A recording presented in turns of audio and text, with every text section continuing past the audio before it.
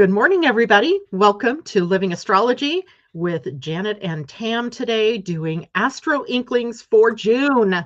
Hard to believe we're going to be halfway through this year. Tam, what in the heck? How did this happen? Like, where did the first half of the year go? It's so crazy. Hi, everyone. Welcome. Good morning to everybody who is joining us. You might grab your cup of coffee or your tea, sit back and relax while we run down at least the main ideas for June. You know, Tam and I were just talking about June has so much going on that, and it's not like what was it, April or May or maybe even March, where it was just like intense.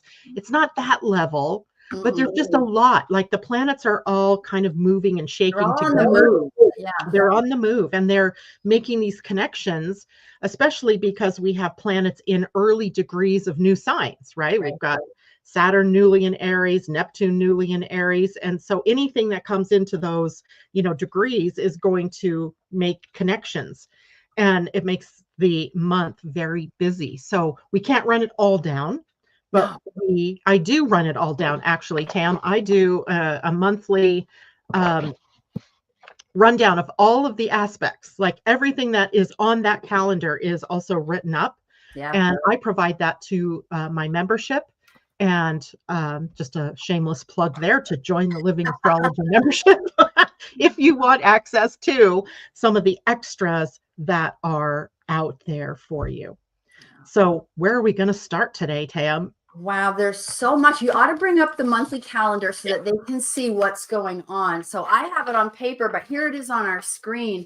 Janet and I were looking at this and we're like, whoa, where do we begin? And there's a lot, but it's really simple for us to begin at the beginning. And so that's going to be the human design right at the front on June 2nd.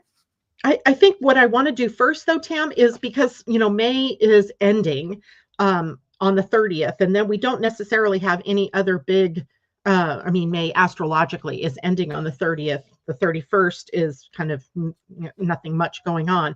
But we end May with Mercury in a conjunction to the sun.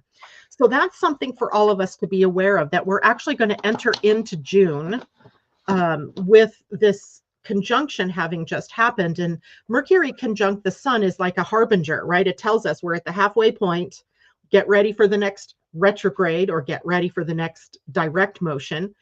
In this case, we're getting ready for the next retrograde. It doesn't mean it's happening tomorrow. It just means, okay, hey, we're at this check-in point.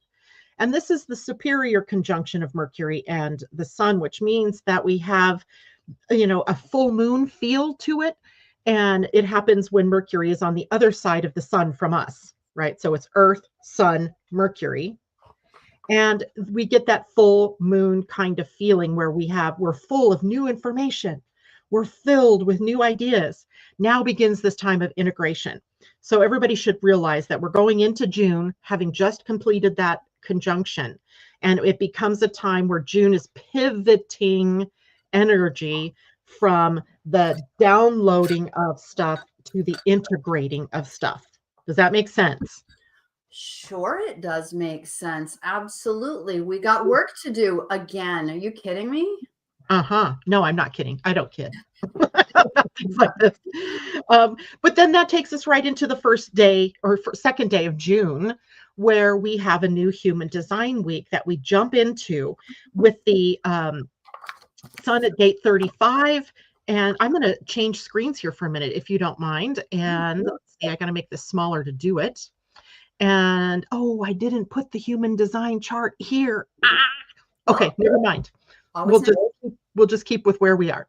So if you're in the membership, of course, you're going to get all the images. So look for them there. But Jupiter is changing gates on the 2nd, as well as the sun and the earth, and they are moving into energies of experience. Right? The gate 35 in human design talks about the experiences, and it's on the throat center. So it's how we share of our experiences, how we take in what's going on around us and how we share it with others. Sometimes we can get gated here.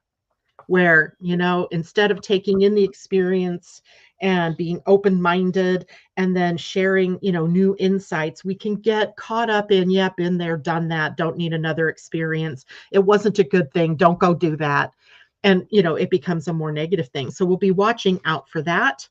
In the shadow, it shows up as restlessness, right? Where we kind of like, ugh, what do we do? And then the earth grounding us in rhythm, gate 5 on the sacral center. And rhythm is about calling for patience, waiting for the right timing, and also respect for the natural cycles of time. And as those roll forward, you know, being willing to sort of move and flex with those energies. It's still, you know, very Gemini energy that we're dealing with, Gemini Sagittarius energy here. And then Jupiter does something I think that is fascinating. It enters into the gate 15, which is on the identity center. So if you're all looking at your human design charts, it's right there in the center. It's shaped like a diamond, and it's one of the gates of love. And it's the love of humanity. And that brings up compassion and tolerance and acceptance and, you know, being heart-centered, right? That's a good lead into what else happens this month. And the energy of the 15 and Jupiter is expansive. So I feel like there's this possibility, at least for the first 2/3 of the month of June, because at the end it's going to change to a different gate, that we might be looking at our world a little differently, like having more compassionate eyes, being more tolerant of different people's different situations and what have you. I'm wondering how this might influence all the peace talks that are currently going on, you know? Well, I know currently it's not going so well, Right. but I feel like, you know, after June 2nd, you know, everybody's hearts hopefully get, you know, opened a little bit. Right. You know, the gate 15 does have a shadow, and that shadow is about dullness. Like, Ooh. we Yeah. just don't know what to do, so we just don't try. We don't get excited. Yeah, exactly. It's kind of how I felt actually about these peace talks, because, you know, one day it's like, oh yeah, we're going to get this settled. And the next day it's like they're bombing each other. And the roller coaster right now. yeah, exactly. So hopefully things will get a little more compassionate, and, you know, hearts will rule rather than people's heads. Okay. Let's go on, shall we? We shall. You know, I think we were going to talk about Venus and Taurus on Friday, June 6th. Oh, 6/6. 6/6. And isn't that sort of auspicious? What do you think of when you think of the number 6? Well, it is actually, I'm a 33/6 numerologically. Oh. So 6 to me is always very much about staying in the flow of balance and harmony. And being creative. It's a creative energy. So that's what I think of the 6s. Yeah, I definitely think of the creativity of it. And then you think about Venus moving into Taurus, and talk about amplified creativity, right? Yeah, exactly right. And, you know, one of the things I just realized is I left off the Venus into Taurus on the report. So guess what, guys? You're not going to get the report today until but Venus into Taurus, you know, Venus rules Taurus. So this is a great place for her to be. It softens up everything, makes us feel more sensitive, right? More in tune with nature and, you know, the senses, the 5 senses, not necessarily our intuition, although, you know, that's there still, but the sensuality of things. And, you know, Venus rules relationships, it rules money, it rules values and self-worth. So I think we can expect a bit of a prettying up of our self-esteem and our values, and maybe even good news for the economy. Right. Although it's always hard to say with Venus in Taurus, because we also have Uranus in Taurus. Right. So in the final degrees, right? In some of the later degrees. Yeah. So yeah, it's a feeling maybe of everything is getting smoothed out. But for us individually, we also have to focus on our own sense of self-worth and our own sense of values, and what are we doing with our money. Venus and Taurus could really be a great time for a financial check-in. check up, check in. Absolutely. Right? So there's that. I know that the self-worth stuff is showing up in my client base. I'm hearing it a lot that, I just don't value myself like I should. And it's very interesting. I think fingers crossed that people can take a big look at their true value. And it's not relative to what's in your wallet, by the way. Right. And it's not relative to what you do either. No. It's more about who you are and how you do what you love to do and how you express that to others. Yeah. So, and then, just before that, just to point out, Venus is also in a sextile to Jupiter before she moves into the sign of Taurus. So we also have, an opportunity there to bring more of that feeling of goodness and rightness and self-esteem into that move. And think about this. This is a big move for Venus because she's been in Aries for quite a while. Yes. Remember, she retrograded in Aries and went backward to Pisces, then went forward again and has been in Aries, off and on since late February, early March. So this is the first new sign for her in a bit of time. So it's kind of exciting. Maybe even some changes that maybe we've made earlier that can actually be shown for realness out in the world, in our actual daily lives as we move through this month. Okay. Anything else you want to add to that one? No. Venus and Taurus has been covered. I think we're looking at the 8th as our next thing that we want to talk about. Yeah, so Mercury conjuncts Jupiter this day. I mean, look at this. Mercury conjuncts Jupiter in Gemini, and then like minutes later moves into Cancer. Yeah. He's like, okay, done. Been there, done that. Let's go on. Right. That's kind of funny because, there's a lot that's going to shift into Cancer over the, intervening few days.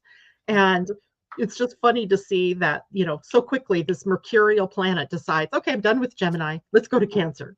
So before you start speaking about it, I want to make a guess. When Mercury boink boink changes signs in one day and we're awake and we're having the experience of Mercury, does that feel clunky to us? Like, I'm thinking Mercury in Gemini is wildly different than Mercury in Cancer, as we know.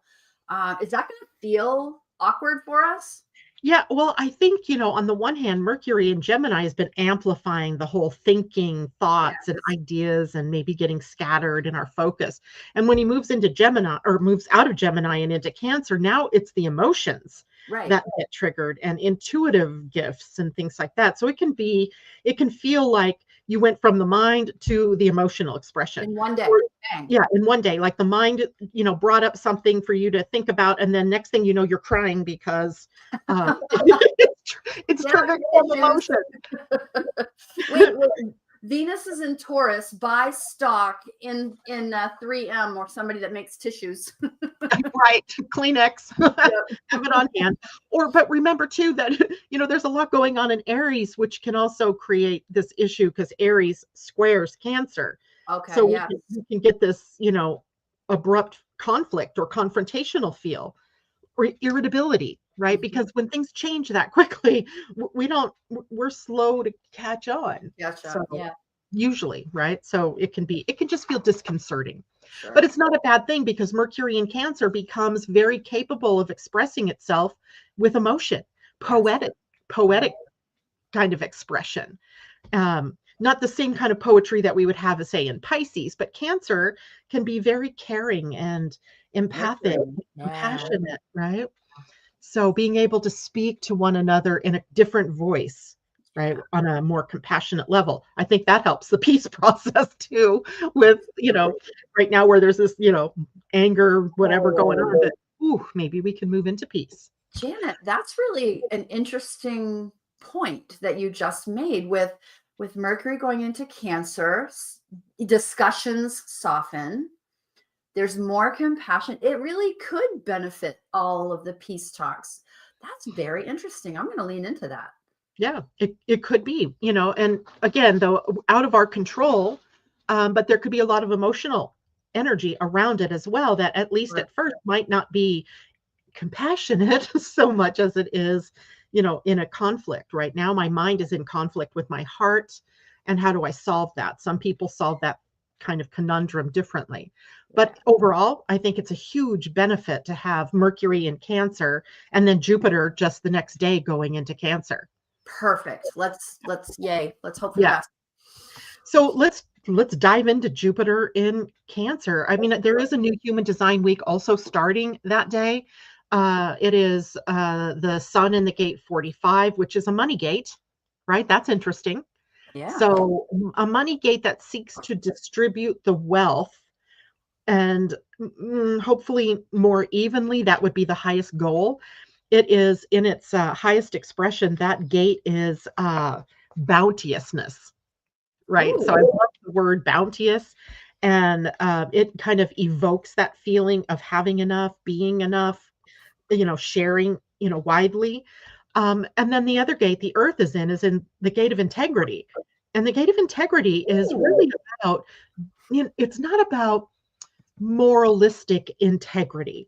It's more about doing right based on your values, which is interesting because now Venus will be in Taurus as well. Right. Yeah. So, I think of integrity as being in your own skin and, not acting because someone tells you you should share of yourself, but because that's what you really love. Wow. And it's not wrong if that's not what you feel is right for you either.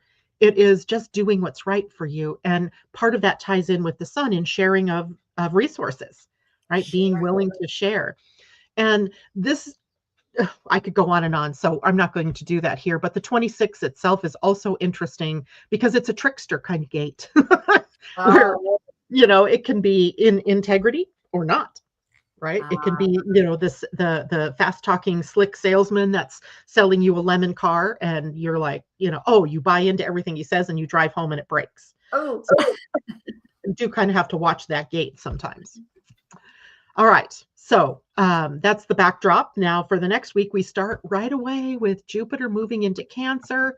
But that's happening on a day where we have Mercury squaring Saturn, we have Venus squaring Pluto, and we have Mercury squaring Neptune. It is a bit of a crazy day. a lot of squares. That's a lot of squares added to a sign change of the biggest planet basically in our solar system. Yeah.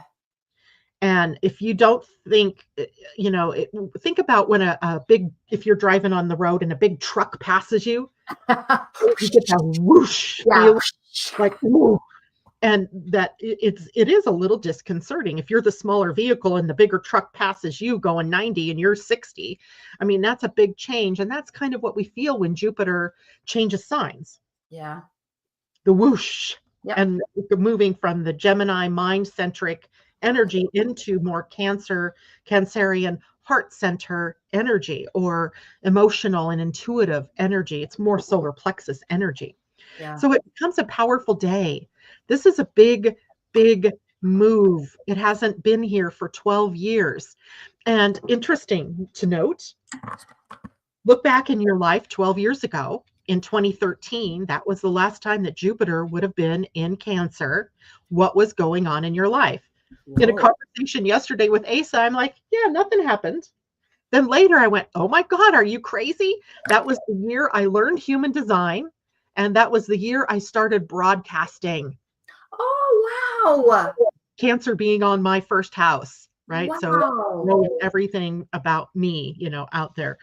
I don't know. What does that mean for me this time? Who knows? But it was just an interesting way to look back. And it's never like the one-on-one thing. So like, just because last time I started a new broadcast, it doesn't mean this time I'm doing that too. Right. But there's something about that same energy that should show up in my life. So what was going on in yours that would now start to show up, but maybe at a higher level, right? Because we've gone the one spin. So now we're up-leveling Jupiter in Cancer. Should we should be looking at our Cancer in our charts. At individual people, look up which house contains Cancer for you.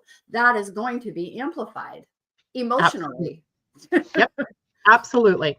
In fact, Jupiter shift into Cancer marks a new collective sort of expansion around emotional wisdom. Right? Being emotionally intelligent. It is family and your roots, nourishment, like how do we care for ourselves, self-care, as well as how do we care for others.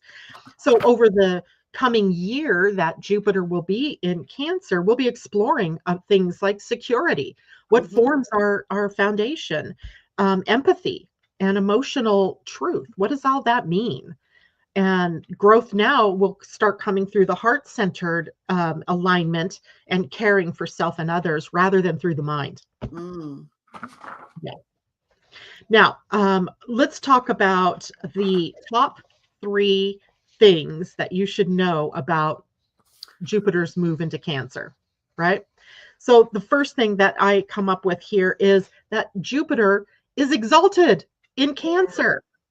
It's its favorite place to be, right? In astrology, we have exaltation, we have home, like the home sign, the home planet in a sign, home sign, a planet's in. And then we have its fall and its detriment, right? Those two are the, more difficult placements for those planets. And yet Jupiter here loves Cancer. So we have a lot of expansion potential around some of the good, benefits that Jupiter brings. But there's also the other side, the flip side of exaltation in Cancer is that Jupiter can go overboard. Right. Yes. Pie in the sky thinking for sure. With Jupiter. Absolutely. And rose-colored glasses for everything. So be mindful of that. Yeah. La, la, la. Yeah. Everything's fine. But I trip over the log and fall on my face, right? So we have to watch that. Plus the overdoing it emotionally, right? Yes. So over emotional kind of expression. So when you see the outer world and people, exploding over something, and later you're like, wow, that was like over the top. Yeah, thank Jupiter and Cancer for that one.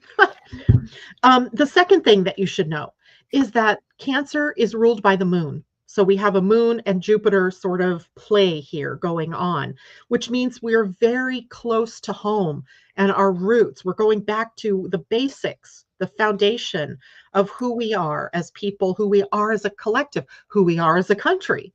Right? This is a Cancer nation, the USA. If you're listening here from the USA, it's a Cancer nation. So what might that mean in the grand scheme of all of the stuff that's been going on so far this year? And, where does it take us? How do we, respond as a people?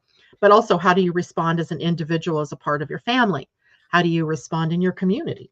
And I think when I think about the moon, I think a lot about intuition. Like I totally expect amplified intuition with this transit.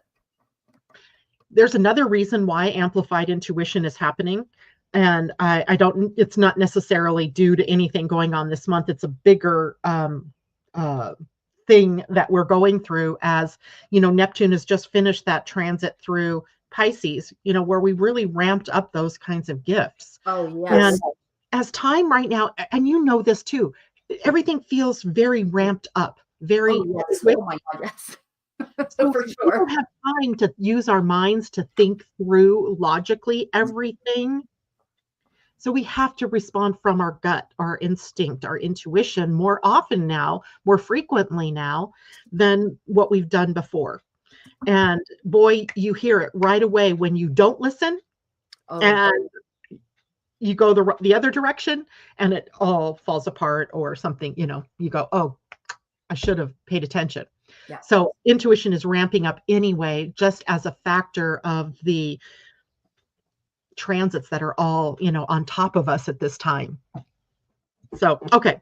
Third thing, sacred boundaries equals soul expansion, which also equals emotional intelligence. So we have this whole opportunity to become more aware of our emotions, to be more aware of how we're using emotional energy. And, I can't emphasize this enough for everybody because in just a couple of years, I don't know why my computer is doing this today. It's just deciding to put me into safe mode. Oh, whatever. But we have a huge evolutionary leap that we are only a year and a half out from in the human design that takes us from, the more logical, mind-centric energies to emotional energy and how do we use emotions and all of that. So the lesson is really about learning what's yours emotionally, because a lot of you out there have maybe an open solar plexus in your human design, and you're often feeling other people's feelings. Yeah. You're empaths. And if we're all responding from others' feelings, then we get really confused. Yeah. So say yes to the things that nourish you, and say no to what things aren't going to nourish you, and be very aware of what you— boundaries. And take a minute, Janet, and go through there's a few comments here by Christine and J-Lo, and I think it's worth looking at. Okay, let me make my screen smaller. We can also nowadays put the comments up on the screen, but I found it to be so distracting. Too distracting. Yeah, too distracting. Yeah, I couldn't do it. So let's go back and say good morning. She's talking about her second house Cancer, and she went and checked her progressed chart, which ended up with Saturn progressed and her moon. Yeah. Okay. Oh, I have my Saturn progressed into 18, and also my moon is in Cancer 27. So those are gates in her human design. Yeah. So the gate 18 is a gate of perfection. Let's call it that. It's a constructive criticism. And if your moon is in Cancer at 27, 27 is the gate of accountability in your nurturing. So in quantum human design, Karen renamed that gate to accountability, because the whole idea of that channel that the 27 is a part of is about how we raise our children, right? How we instill values into our families or into our community, and how then we live by those values, right? But then at some point you have to untie the purse strings or the tether, and let the kids grow up and make mistakes and do all of that, right? So they have to become accountable for themselves. And that's the whole idea. We teach them so that they can become responsible, accountable adults, right? Well, in the bigger, wider world, it's also about you being accountable for your own nourishing, for your own caregiving, for your own, energy levels and so forth. So becoming accountable, that's what that's all about. Saturn, likely J-Lo there. Or no, you said it was the moon at 27 in the progressed. So and she's saying those are degrees. Those are not gates for her. They're actual degrees. so 18 degrees of Cancer then. Well, same thing. So now you've got Saturn and the moon both. Yeah, that's a tough one, because Saturn and the moon together can sometimes be very emotional on the depressed feeling side, and feeling like low energy and so forth. So you might have to do a lot of self-care, taking care of you, watching out for things that eat away at your energy. Take care of you. Then Christine, good morning. South Node Taurus 27.1. Now that's a human design gate, South Node and Taurus. So now you are being asked to let go of something from the past and move forward. So that'll be interesting for you, South Node. J-Lo says she's going to pamper herself. Look, Treat Yourself 2.0. I have Cancer in my 9th house. It's also my South Node. 9th house is about growth and expansion. So Cancer on the 9th house would be about how you grow in terms of caring for yourself, and also how you grow. Cancer is also a healing sign. Yes, I think of that too. Yes. Yeah. And I often see when the North Node, not necessarily the South Node, but the North Node is in Cancer, these are people that are feeling the need to move into being healers themselves. Well, if your South Node is in Cancer, then likely you have experience from other lifetimes of being the healer, right? Or being in a healing practice. So you're bringing those gifts with you intuitively into this lifetime, and then perhaps acting on them in a more Capricorn way, because the opposite point would be Capricorn, in a more business-like or planned or strategic way. I hope that makes sense to you, Julie. Treat yourself, Julie.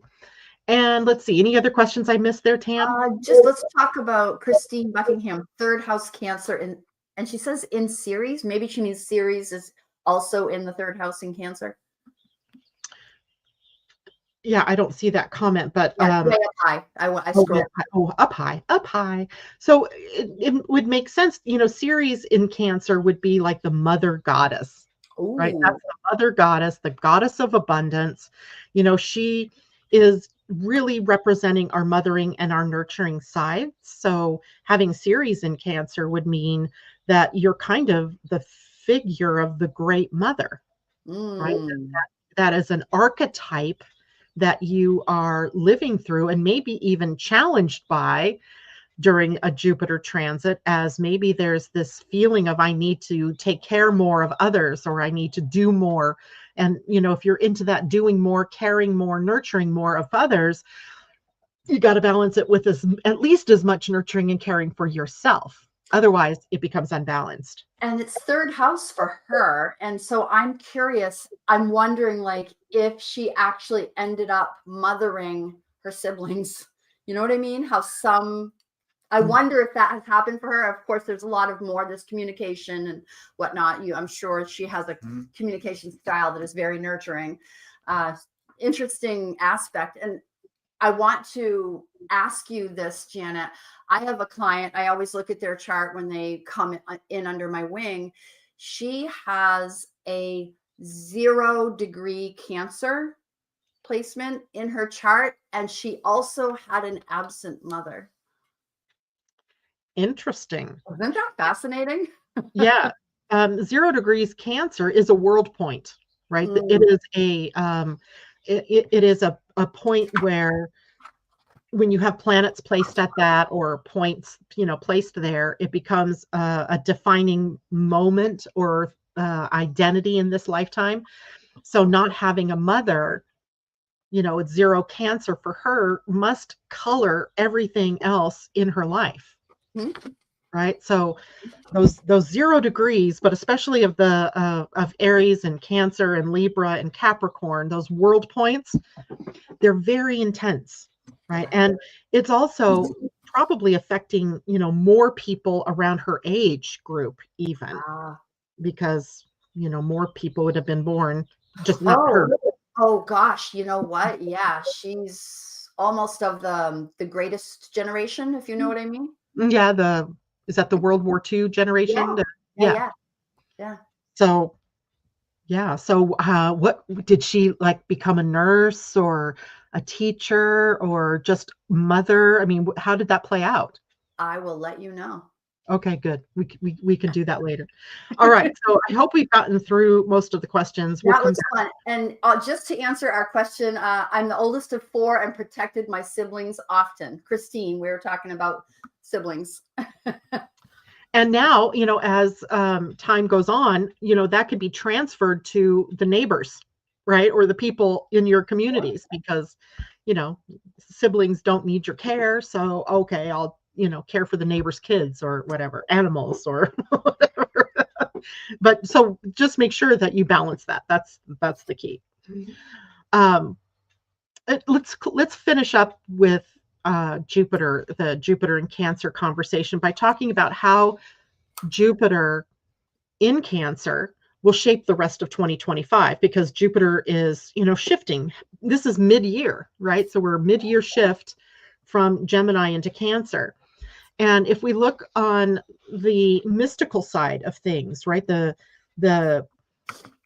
spiritual side of things, that Jupiter in Cancer returns us to what's most important.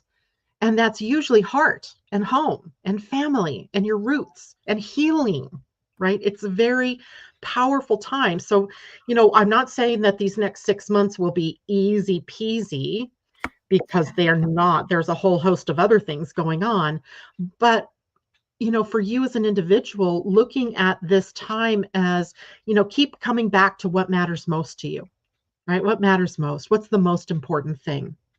And we look at it as now the soul being the path of expansion, moving into that very soul driven purpose, life, reason for being, love, right? It's all very important during this next 6 months. And then the spiritual growth begins to revolve around our emotional growth, our emotional truths, being really clear with ourselves about what, what our ancestors brought to us to this moment, and how are we living either too much in the past, or how are we living in the now, preparing for the future. And then we also, it's a year where we're going to feel more. There's just no way around that one. Like, you're going to feel it. You're going to feel the feels. And you don't have to do more about it. You just have to tap into, well, what am I feeling? What is this feeling? And emotional intelligence becomes a superpower over the course of this time.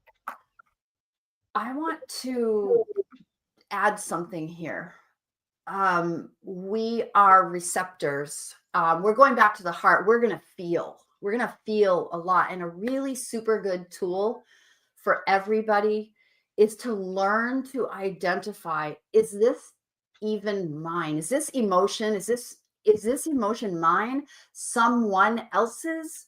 Something else's? Return to sender with love attached. You don't have to own it all. You don't have to take it. You might feel it all, and that's okay, but you don't have to own it all. So is this emotion mine, someone else's, or something else's? Return to sender with love attached. I love that. And it's also, in a way, we're learning about emotional energy and what does it tell us on an intuitive level, right? It's another tool. It's like intuition, but it's not quite the same. Emotions are very powerful and they move us to take action, where intuition doesn't always move us to take action, right? We look at it, we're like, what does that mean? But emotions can really move us. It's emotion in its emotion, right? And how many times do you act self-sabotagingly against yourself based on an emotion, right? And how do we treat one another based on emotion, right? That feeling. So we're learning about that emotional intelligence, and that will shape the rest of 2025 as well as the first 6 months of 2026. And literally, what we're dealing with Cancer energy is the intuition. So we're looking at other ways of knowing, kind of letting go of the mind and its kind of stranglehold on our ability to process information and move anything in our lives. We don't need the mind as much. The mind is really a tool that's meant to bend to the soul, not the soul bending to the mind. And I'm going to interrupt for just a second. For those of you who are in your mind a lot, the way this Virgo is, put your hand right on your heart in the center of your chest, on your sternum, and just touch there when you need to really access your heart energy more. And it kind of just brings the attention there. And then you ask or you answer from there. And Janet, before you go further, Christine is asking, is now a time when past lives are coming back up to complete their healing? Is this karmic? Is this... I would say definitely for you, Christine, because of the South Node's placement in Cancer. I don't know that that would be the same for everybody, but certainly what drives emotions frequently is our past, right? Something that someone said, or, how many times have you said, oh, I should have said this, or I should have done that. And it, brings up the anger or, the feeling of not having, gotten your say. So I think for all of us, there's going to be a tendency to go backwards and feel feelings or emotions that, we didn't complete, with other people. But as far as past lives, I think that isn't going to be everybody necessarily, but certainly, those of you who have the South Node there, it will definitely bring up past lives. And also depending on the house it's playing in. If you have an 8th house Cancer, likely past lives might come up. If you have a 12th house Cancer, past lives surely might come up. If you have a 4th house Cancer, past lives, right? Those 3 houses in the astrology chart are very past life. It's like where we hold a bunch of energy and memories and things from the past and past lives. So, yeah. Okay. Did I answer that question or did I go off somewhere? No, I think you handled it for her. We've got about 20 minutes left and we still have a full moon, a new moon, and some other stuff and the solstice. So we probably should mosey. Let's mosey. And if anybody has any other questions about Jupiter and Cancer, please ask. If we can't answer them today, we can always email you answers about that. Oh, wait. We can answer questions at our Jupiter and Cancer webinar that's coming up. I was just going to say that. On June 18th, Tam and I will be doing the next in our series of AstroInklings webinars on Jupiter in Cancer. And what a great way. We do the first hour of the teaching on that, and then the half hour afterwards for you to ask your personal questions, right? To bring your charts into the conversation and, get some help and guidance there. So June 18th, that is now available on Tam's website. Maybe Tam, you can type in the place. Great. I'll do that. The webinar is $22. You can't beat it, right? As we move on here from that that Monday, that is a crazy Monday, we're going to go on into, let's go into the full moon. And I'm going to change screens here so everybody can see the chart of the full moon. The moons for June are absolutely crazy, insane, crazy good, and also worth a teachable moment here. So as we go to the full moon, it's in Sagittarius. So we already get a feel that there's something that we're aiming for truth, that we're aiming at freedom, that we're aiming at adventure or excitement or expansion, right? It's a good sign for the full moon to be in. And, it is kind of truth on fire. That's the way I want to look at this. And, letting go of false narratives, seeing through the BS and right straight to the heart of something. That's very good Sagittarius energy. And if you look at this moon, here's the moon right here. If you guys can see my cursor circling around at the upper right corner of this green square, it is very close to a conjunction to the galactic center. And the galactic center is so massive that, if the moon comes close to it or any planet comes close to it, even within 10 or 15 degrees of it, it's going to be impactful. So expect some downloads. Right, this full moon, which is always kind of a revelatory time, or a time where we get this completion possibility, or we end something, or we get that revelation. It can be of a cosmic proportion when we have the full moon attached to the galactic center. So it's the cosmic heart of our galaxy, right? So of course, it's a portal of higher vision, of deeper truths, of seeing things from that higher perspective. And the moon placed here is likely to bring some of that truth in to us. I like that, right? But then there's also the reckoning. There's a reckoning here because of the opposition to the sun down here in Gemini. And we've had Jupiter exit Gemini now. And so we're kind of getting that legacy of Jupiter's transit through that sign over the previous year. And then we end up forming this mutable grand cross. And that's what this green area is. And for those of you who follow my channel, we just talked about a fixed grand cross that appeared in the earlier part of May. And we talked about a cardinal grand cross. Well, here's the other one, the mutable grand cross. And, a mutable grand cross means that there is a lot of tension for us to change. And if you look closely, we've got the moon opposing the sun, and the other corners are made up by the south and the north nodes. So there's a feeling of destiny in this full moon, June 11th. And it's on an 11 day, of course, enlightenment, right? What's not to like about that? And this will be a huge time for people to let go of outdated beliefs, to let go of all that yap that's been in your minds, to realign, right? To assign yourself in a new narrative, release your outdated beliefs and your habits and your stories and all of that, and get back on track with whatever it is that your destiny is. And of course, with the North Node in Pisces, this is another call from our intuition, right? To be very intuitive about what we're doing. But it can also feel scattered and chaotic because they're mutable signs. So change, right? Changing. So ride the waves of change in this full moon, but without really losing your center. And that's going to be the goal. That's the goal of all of this. But we also have a lot of aspects going on here. Look at this chart. I can't get over how loaded it is. It is loaded, and I tried to break it down here. So, of course, we see the mutable cross. We see here's the yellow line that's showing where the full moon is. But we also have, the moon in a semi-square to Pluto. So the moon right here is in a semi-square. That's a 45-degree angle. It's minor, but it's scritchy.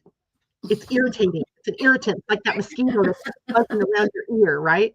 There's a call for emotional maturity here, but also truth in love, in values, in worth. Get going, people. Then the sun is also in a semi-square, 45-degree angle to Venus over here. And Venus. We can't see your cursor. So we can't see the cursor. Oh, boo. I know. Well, I'm sorry. It's over on the left corner of the chart. Sorry about that, guys. I don't know why you can't see my cursor moving.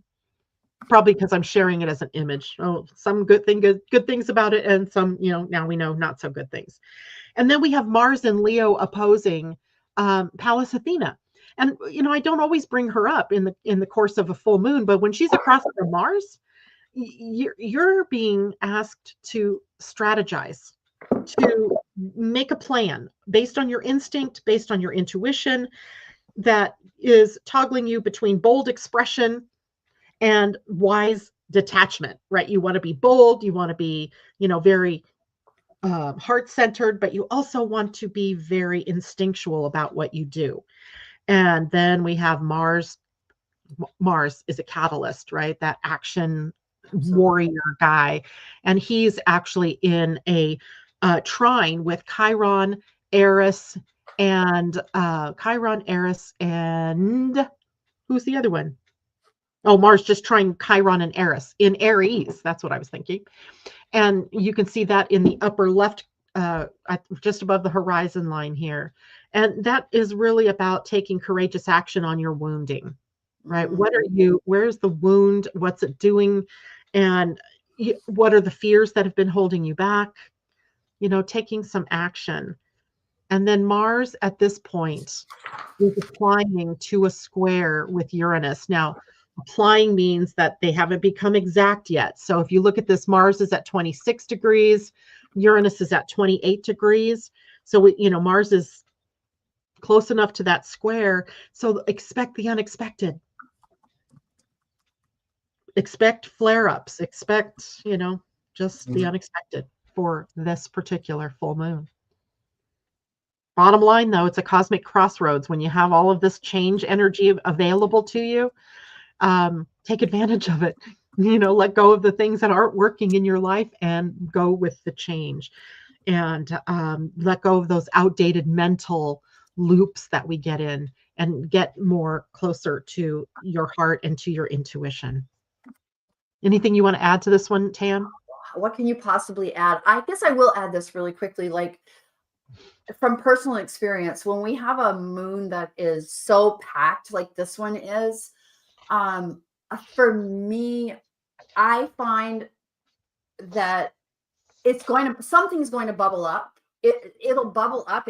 It might be the Mars aspect. It might be the Grand Cross. Something you can't possibly take in all of this information and try to be aware. Oh, should I let go of this? Oh, should I let go of that? Like, let it happen.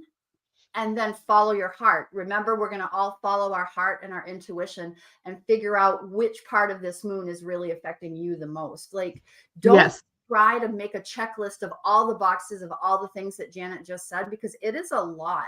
Something will happen for you and need to change. Run with what's in front of you. Exactly. What's bubbling up from below? Because if it's bubbling up, it's ready to be changed or released or whatever. Don't go chasing after, but when it comes up, then allow it. And of course, a lot of this depends on where's this full moon in your chart. Right. Where is this happening for you? Across what axis? And the houses involved tell you the area of the life that will be impacted by this. And literally with a chart like this, it's potentially almost anywhere that things could be coming up. Yeah. Right. It's almost hard to say. Don't be overwhelmed by looking at this chart that looks so full. And it is full, but whatever, right? We should be used to this by now, Yeah, no kidding. right? Like every month has been something around, something big. Okay, so let me remove this one from the stage, and then let's go back to the calendar. What should we talk about next in our next 10 minutes? I think we just want to touch on the fact that we have a summer solstice coming up on June 20th. Perfect day for everybody to dig in and do some soul work. Like, everybody should honor solstice in my mind. Summer solstice here, and what do we say? The northern hemisphere? Northern hemisphere, yeah. Yeah. Winter solstice in the southern hemisphere. Winter solstice, but it's a perfect time to really, like, Jupiter in Cancer reminds me of like ritual. I don't know why, but like Cancer, I think of like the rituals we do at home. And so, like, find something that's really sweet to do to honor what's going to be up here, the shortening of our daylight, or the lengthening if you're in the southern. Just honor the summer solstice. Take the time, like, remember that we're all trying to bring the sacred into our everyday lives more and more and more. It's a great opportunity to start that practice. So that's June 20th.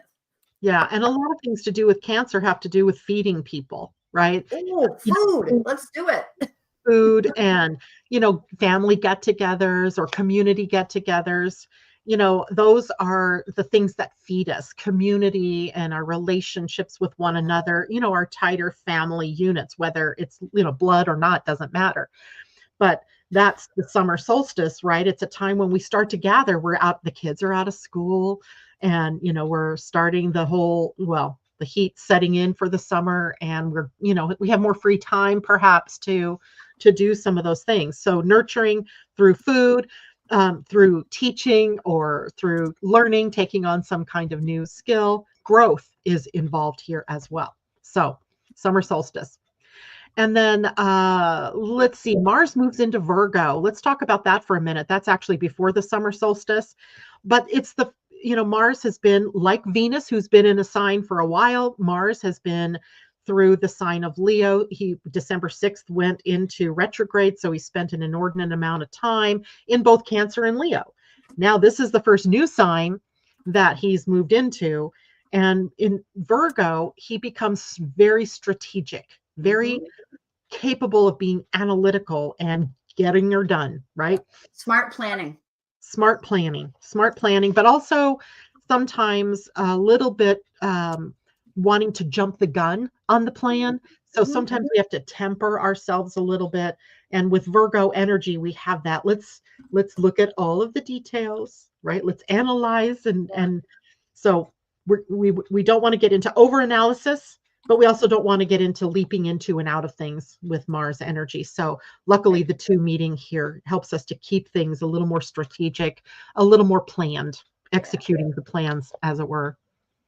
Now, as we get past the summer solstice, we come to what's next. Maybe we should do the new moon. Yeah, I was thinking based on time, we probably ought to run into the new moon. In what sign have we talked about today?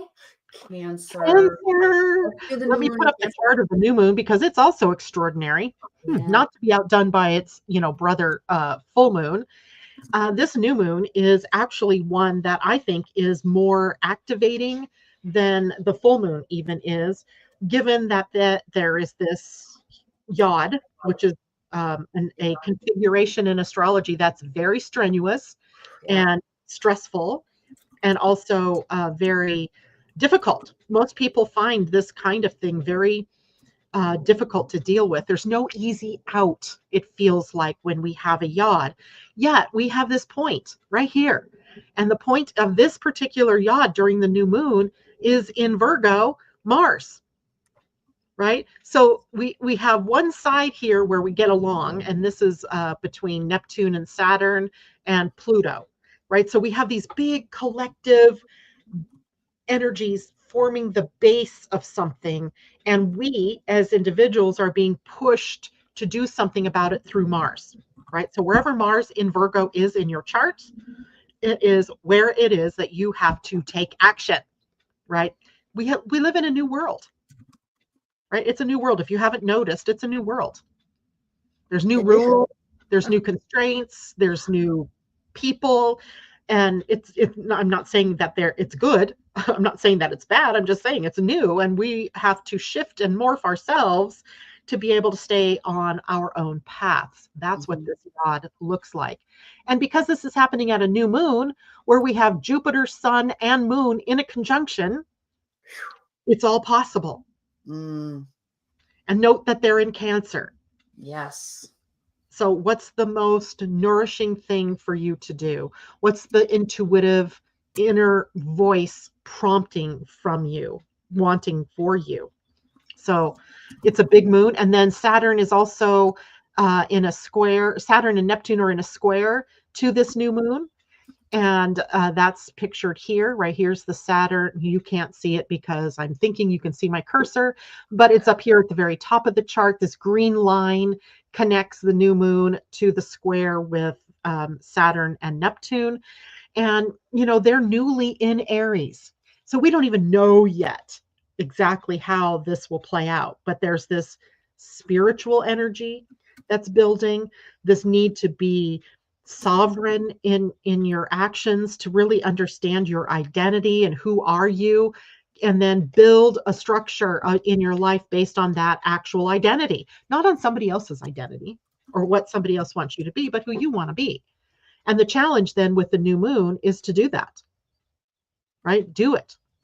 Not just sit on it, but do it. Then what comes into play is Mars and Virgo. What practical actions can you take that will help you toward this? Oh, I love this. Oh, yeah. I want to say that this is kind of a sacred transformational kind of moon. And, for those of you who feel like, oh, my life hasn't been impacted or hasn't changed, this might be the time where some big things have to change for you. Yeah. Right. Yeah. So be aware. It's not a bad thing at all to have a yacht. It's just more. Just expect change. Yeah. And in a way, I would expect change that is, how do we say that? Change that is thrust upon you that you didn't necessarily know you wanted. Yeah. Or needed. Yeah. But it's there. And you got to go. You got to do it.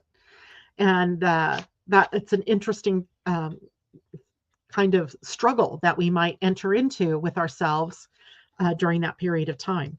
Just know, though, there's always a way out. And the way out this time is with Mars in Virgo. Make a plan. Stick to the plan. And if you don't have a plan, find a Virgo in your life that can help you plan. Hey, look, a dream without a plan is just a wish. So this is a great opportunity. It is, absolutely. And, when you look at the sign of Cancer, you have so much really good energy of building. Cancer does like to plan too, because Cancer really resonates with security. And, like if my refrigerator's full, my cupboards are full, my bills are paid, then, I feel good about what I can do. So, build up your security, build up your foundation and your roots now. And then when we get to this new moon and we have this, scritchy yod to deal with, you'll feel better about the changes you need to make because you've got all the stuff, taken care of. Okay. It's a good one. It's a good one. Okay. And then we got 2 minutes left. What else would you like to say? What else would I like to say? I'm looking at actually the 26th, where you've got a new human design week. Mercury's moving into Leo for some grand expression. Mercury sextile Uranus, Sun sextile Mars. Like there's a lot on the 26th that probably is worth. Yeah, the 26th is kind of the mirror of December. And in human design, what we see in December is the sun at gate 58 and the earth at gate 52. But in June, we have the earth at 58 and the sun at 52. So we have this energy of building peace, of finding stillness, of coming. It's almost a point in time. Christmas is always that time of year where, we're with family and friends and, we're, kind of participating in traditions and things like that. Well, this is the mirror image of it. And yet the peace and stillness is something that has the joy forms the foundation, and that helps bring us to the peace and the stillness of the gate 52. And yet, look, we have Mercury in Leo, we have Mercury sextile Uranus before that, and then we have the Sun sextile Mars. So we have this cacophony of transits. At the same time, we're being prompted to come to center, stillness, peace, and find joy. It's like a cosmic joke, but it's a practice I think that we need to get into the habit of, right? Finding peace and joy is an inside job, not something that we seek from outside of us. So, Absolutely. and then we end the month, with some other transits, some trines, and the opposition of Mercury to Pluto. That could be a very transformational day in terms of the news cycle, what we hear about going on in the outer world, that kind of thing. Again, we get more perspective on those things as we get closer to those dates. So it's a good month. It's a very good month. Well, it is. It's a lot, but it's a good month. I mean, it is what you make of it, right? You make it yourself. Happiness is an inside job. We're here to grow as souls. And oh, wow. Like the whole time that we were talking, it's like I could see a puzzle and all the pieces clicking into place. It's remarkable. Like I was getting a very strong visual. Oh, click. That's how Venus and Taurus is going to affect, click, click, click, everything. It's remarkable. Yeah. And I hope for the people who are watching the show that is happening in their own world. Like we say something, we give you a piece of information and you're like, oh yeah, click, that puzzle piece goes right there. That's how my life is changing. And you stay on top of it by doing your own inner work and asking good questions of yourself, and the growth will naturally happen. Yeah, absolutely.